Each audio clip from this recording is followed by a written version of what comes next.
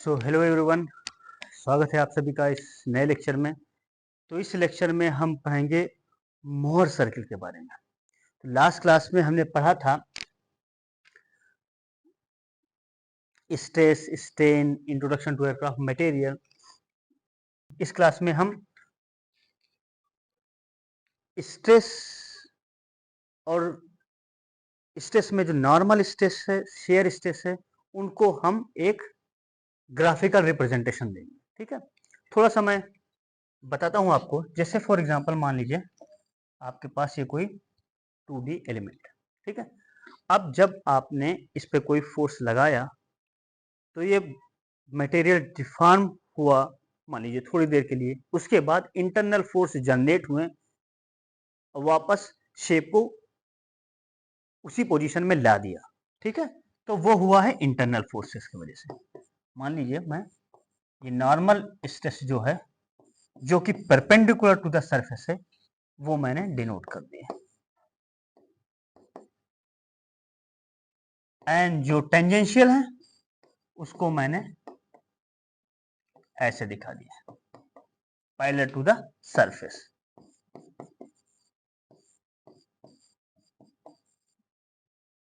ठीक है, अब और जब 3D केस में लेंगे तो 3 स्ट्रेस हो जाएंगे, sigma x, sigma y, sigma z. Shear stress होंगे वो 6 हो जाएंगे, तो 6 + 3 जो होगा वो 9 हो जाएगा। अगर मैट्रिक्स फॉर्म में लिखना चाहे तो ऐसे लिख सकते हैं, sigma x tau x y, tau y x, sigma y. Okay, ये पूरा स्ट्रेस मैट्रिक्स लिख सकते हैं। ठीक है, अगर 3D करेंगे तो सिग्मा जेड हो जाएगा और 4 एलिमेंट और ऐड हो जाएंगे। ठीक है, ओके, ऑलराइट। अब आप खुद सोचिए इसका क्या महत्व है। जैसे मान लीजिए एयरक्राफ्ट का विंग है, इस विंग को सपोर्ट करने के लिए इसमें स्पार पड़ा है। हमने आपको स्पार के बारे में बताया था, एयर स्पार, फ्रंट स्पार। अब इस विंग में ड्यू टू लिफ्ट लोड ये बेंडिंग अपवर्ड हो रहा है, ये सेल्फ लोड की वजह से डाउनवर्ड हो रहा है। ठीक है, अब स्पार का क्रॉस सेक्शन ले लीजिए। मान लीजिए ये स्पार है पूरा, okay, and I am taking the cross section of this spar is like this. Okay, अब जब स्पार बेंड हुआ ऐसे, फॉर एग्जांपल मान लीजिए ऐसे बेंड हुआ, राइट, तो ऊपर वाला जो सरफेस है वो स्ट्रेच हो गया, नीचे वाला सरफेस जो है कंप्रेस। ओके, इसको हम बोलते हैं हॉगिंग मूवमेंट। अगर ऊपर साइड में ऐसे हुआ, sagging movement. Okay, sagging, hugging. Okay, now अब इसके क्रॉस सेक्शन को लेंगे तो मैं इस सरफेस को, ये ऐसे दिखा हुआ, देखिए मेरा हाथ ऐसे, देखिए अब मैं जो फोर्स ड्रा करने जा रहा हूं वो ऐसे होगा। ठीक है, तो आप ऐसे देख लीजिए, ये जो है कंप्रेसिव है और ये जो है, ये जो है टेंसाइल है ऊपर वाला और नीचे कंप्रेसिव है। ओके, फिर से मैं एक बार बोल देता हूं। ठीक है, ये वाला जो है टेंसाइल है, ये वाला जो है कंप्रेसिव है। व्हाई आई एम सेइंग, जो ऊपर वाला सरफेस है वो स्ट्रेच हुआ हो गया है ना, तो इस वजह से वो जो है टेंसाइल देगा बाहर की तरफ, और ये नीचे जो कंप्रेस हुआ है तो इसकी वजह से कंप्रेसिव। और जो फोर्स की डायरेक्शन है, आप ये देखिए, ये क्रॉस सेक्शन जो है, इसका क्रॉस सेक्शन काटेंगे तो ये आई शेप दिखेगा। ठीक है, अब आई शेप में यहाँ पे तो मैं ड्रा नहीं कर सकता, 2D है, तो इसको आप ऐसे कर दीजिए, ये फोर्स देखिए, यही आई को मैंने ऐसे कर दिया, तब फोर्स दिखाया है। ठीक, अब देखो ये मैग्नीट्यूड में तो इक्वल है पर डायरेक्शन में अपोजिट है, तो ये मिला करके एक मोमेंट प्रोड्यूस कर देंगे, बेंडिंग मोमेंट। तो ये बेंडिंग मोमेंट क्या हुआ, नॉर्मल स्ट्रेस की वजह से आया, और जो क्रॉस सेक्शन के एकदम पैरेलल में लगेगा वो शेयर स्ट्रेस। तो अब सबको समझ में आ गया कॉन्सेप्ट, कैसे शेयर स्ट्रेस और नॉर्मल स्ट्रेस जनरेट होते हैं। कभी भी इस टाइप की प्रॉब्लम की एयरक्राफ्ट स्ट्रक्चर से रिलेटेड, हमेशा मटेरियल के अंदर क्या हो रहा है उसके हिसाब से आप सोचिएगा। अब देखा होगा एक वेरी कॉमन प्रॉब्लम होती है मैथमेटिक्स में, डायगोनलाइजेशन। ठीक है, मतलब आप क्या करोगे, जैसे मैंने ये मैट्रिक्स दिखाया था आपको, ये वाला sigma x tau x y tau y x, you can say if they are both are equal then you can write tau x y only, and अब इसको डायगोनलाइज करके आप इन टर्म को, जो ऑफ डायगोनल टर्म है, उनको आप zero बना सकते हो, एंड जो मेन डायगोनल टर्म है उसी को रख सकते हो। तो इसका मतलब ये हुआ कि अगर मान लीजिए आपके पास ये मटेरियल है, अगर मैं इसको रोटेट कर दूं, मान लीजिए कोई स्क्वायर बॉक्स मान लीजिए आप, जैसे ये, ओके।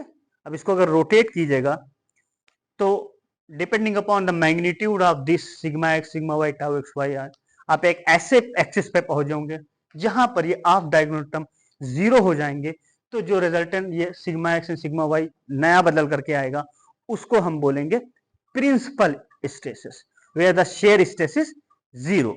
ओके,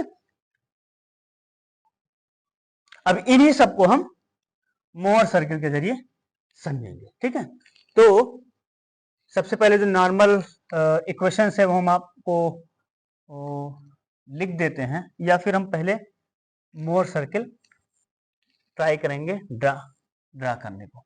ठीक है, सबसे पहले मान लीजिए हमारे पास कोई क्या है, सिग्मा एक्स है, सिग्मा वाई है और टाउ एक्स वाई। तो मैंने जो नीचे वाले पोर्शन में लिया है उसको मैं टाउ एक्स वाई पॉजिटिव ले लिया, ऊपर वाला निगेटिव ले लिया। तो मेरे पास मान लीजिए कोऑर्डिनेट है सिग्मा एक्स सिग्मा वाई और टाउ एक्स वाई। मैंने मान लिया sigma x greater than sigma y है,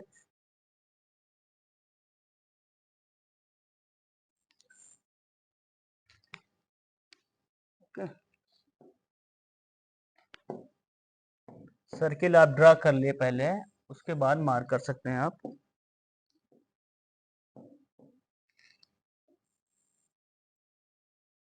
ठीक है, तब आप अब यहां पर आप जो है मार्क कर लीजिए।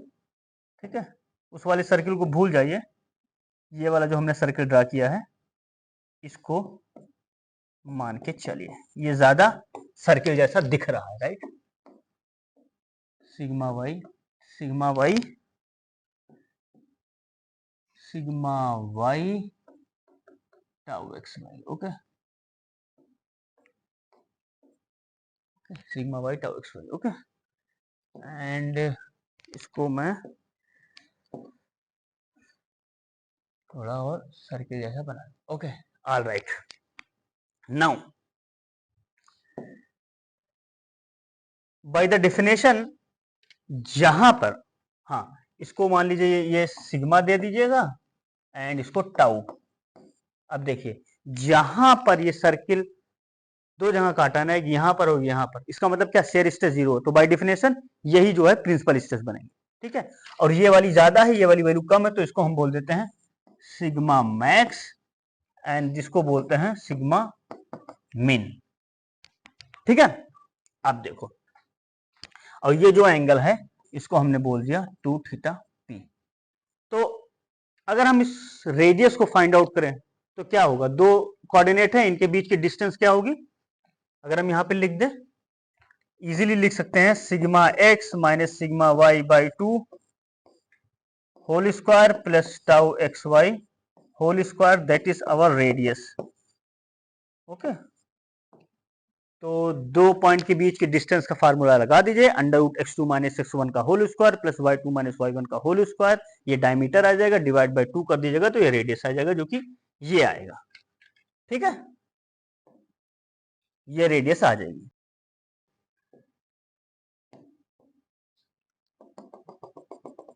ये क्या है, सिग्मा एक्स कामा जीरो, ये कोऑर्डिनेट क्या है, सिग्मा वाई कामा जीरो।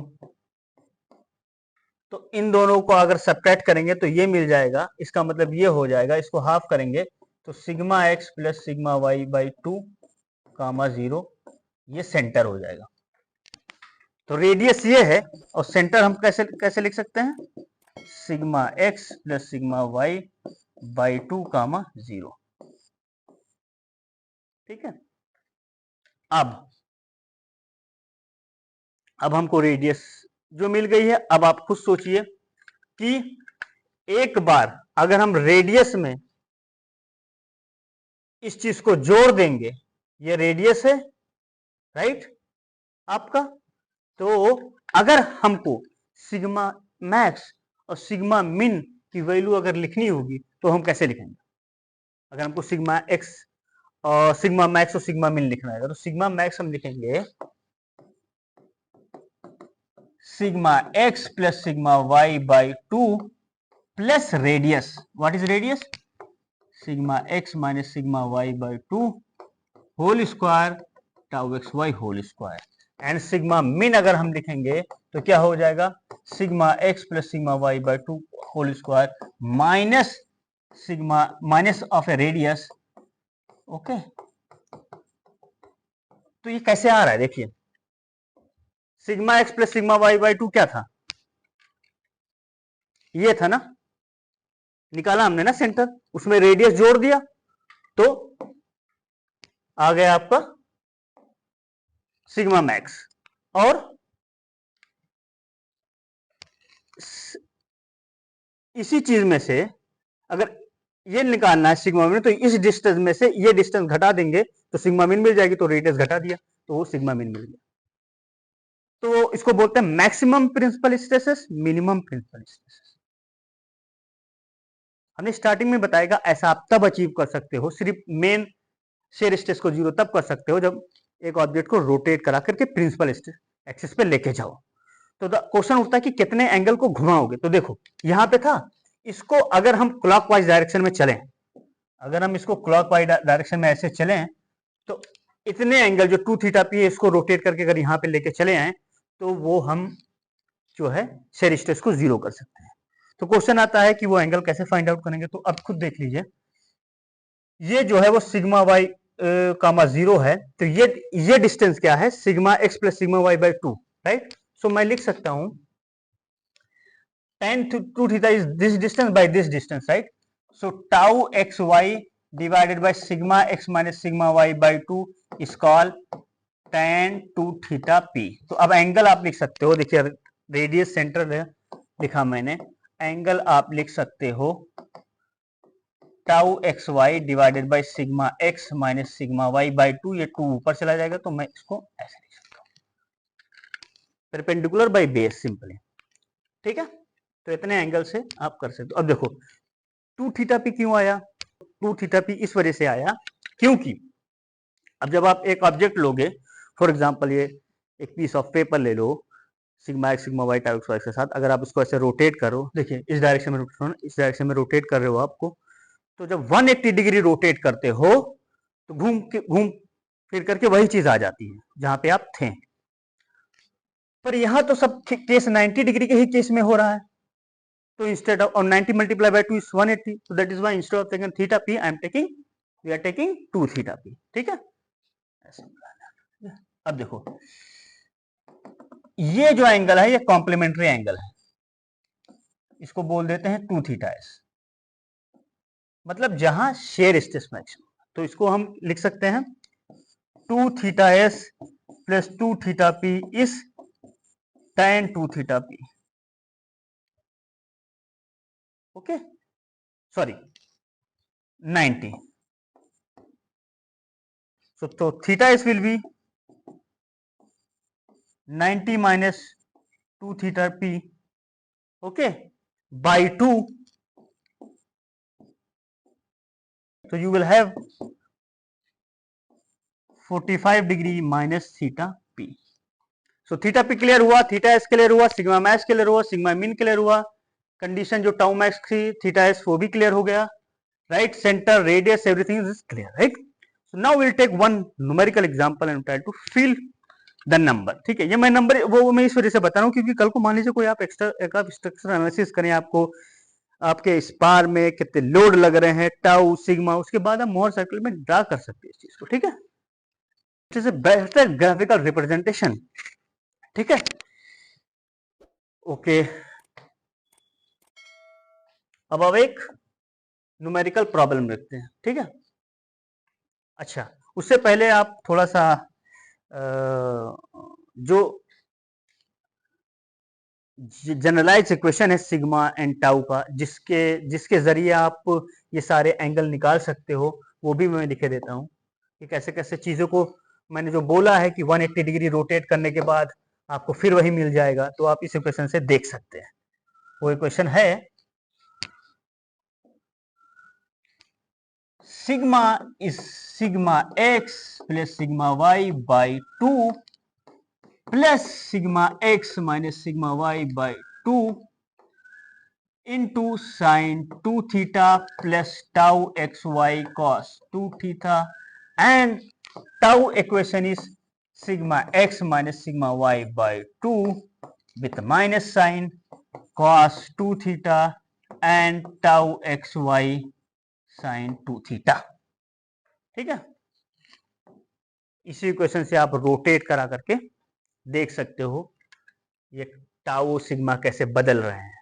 ठीक है, with respect to the theta angle if the sigma sigma y is given. And one more thing, आप इससे भी निकाल सकते हो कंडीशन। अगर मान लीजिए आपको टाउ को, मैंने क्या बोला था, थीटा पी आप निकाल सकते हो ना, अगर आप टाउ को जीरो कर दो, तो यहाँ पे टाउ को जीरो करो, देखो क्या क्या आ रहा है, sigma x sigma y by 2 cos 2 theta plus tau x y sine 2 theta. अब आप cos 2 थीटा से डिवाइड कर दीजिएगा, इधर sin 2 थीटा हो जाएगा, इसको इधर साइड ले आइएगा, टाउ एक्स वाई से डिवाइड कर दीजिएगा। Okay, so what you will get, और वन स्टेप में आप ये लिख सकते हैं cos 2 theta tau x y sine 2 theta, right. So ये लिख सकते हैं आप, okay, this is cos 2 theta and this is sin 2 theta। Okay, so this will be sin 2 theta and this will be cos 2 theta। ठीक है, okay, so this will I can write sin 2 theta and this I can write cos 2 theta। Okay, so from this I can write sin by cos is tan, and I can write 2 tau x y divided by sigma x minus sigma y, तो जिस पे tau zero है उसको मैं angle theta को P बोल दे रहा हूं, सिंपल, राइट। दूसरा देख लीजिए, दूसरा में आप, ये कंडीशन क्या थी,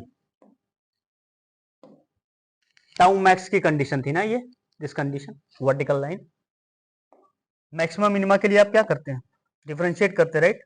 तो इसको अगर आप डिफरेंशिएट कीजिएगा, ठीक है, एंड इक्वेट टू जीरो कीजिएगा, तो आप जो वैल्यू आएगी आपकी, मैं करके ही बता देता हूं, आप जो है डिफरेंशिएट कीजिए